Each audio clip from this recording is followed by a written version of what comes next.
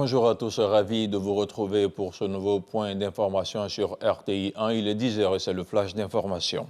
Le directeur général d'AXA, un groupe spécialisé dans l'assurance, s'intéresse à la Côte d'Ivoire. Il entrevoit aussi des investissements dans le domaine de la santé. Thomas Bouberle a été reçu hier vendredi par le Premier ministre. Patrick Achi a aussi accordé une audience à son homologue de la République du Congo avec Anatole Coliné Makosso. Les échanges ont porté sur le renforcement de la coopération entre Yamoussoukro et Brazzaville. On regarde le compte-rendu d'Alexis Ouedraogo. C'est l'une des retombées de la récente mission du Premier ministre au Forum économique mondial de Davos en Suisse. La visite en Côte d'Ivoire du patron du groupe AXA, spécialisé dans l'assurance.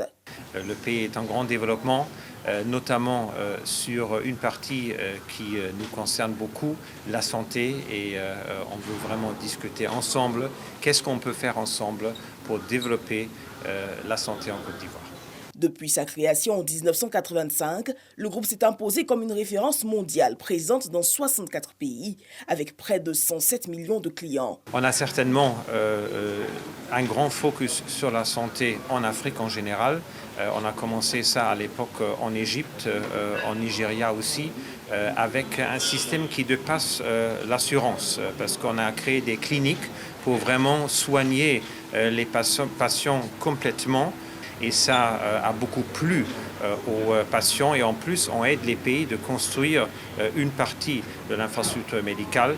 Autre audience, un peu plus tard en journée, c'est accordée à Anatole Coliné Makosso, Premier ministre congolais. Invité à assister à l'inauguration de l'Agropole Nord mercredi dernier à Sinématiali, le chef du gouvernement congolais veut s'inspirer de l'expérience ivoirienne pour optimiser la réussite de ses projets agricoles et ainsi assurer la sécurité alimentaire ainsi que la transformation des productions congolaises.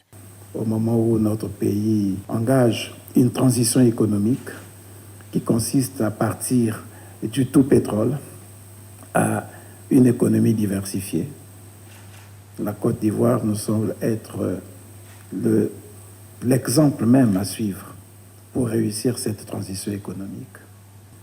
J'ai été frappé par l'initiative ivoirienne de l'Organisation des États généraux avec l'accompagnement de l'UNESCO et nous avions lancé aussi ce chantier.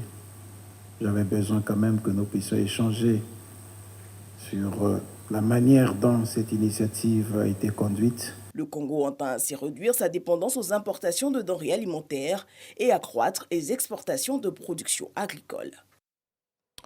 On se rend cette fois-ci à Kong avec les structures du guichet unique qui se rapprochent de plus en plus des populations. Il s'agit de leur faciliter l'acquisition de toutes les pièces afférentes aux engins de 2 à 3 roues. L'initiative est portée par une ONG américaine Equal Access International. Le projet s'inscrit dans le cadre du programme Résilience pour la paix, un programme soutenu et financé par l'Agence des États-Unis pour le développement international. Du sport, du football, suite au report de la Coupe d'Afrique des Nations, le comité d'organisation de la CAN, le COCAN, a tenu un séminaire sur la planification de ces activités. Il s'agissait pour les parties prenantes de faire l'état des lieux des préparatifs.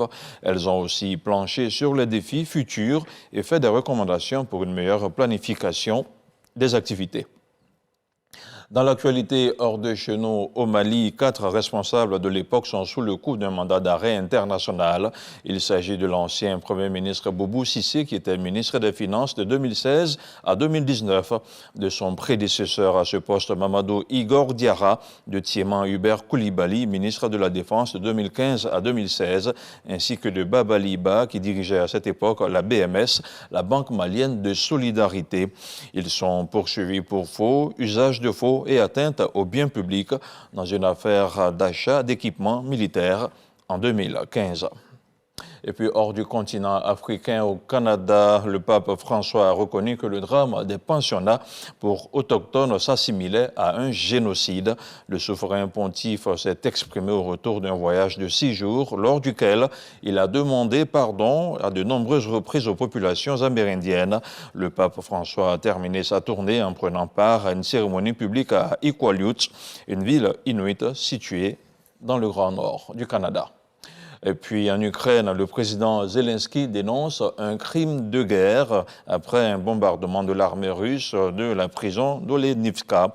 Le bombardement est intervenu dans la partie du Donbass occupée par la Russie, une partie où étaient détenus des prisonniers de guerre ukrainiens ayant défendu l'usine d'Azovstal de Mariupol.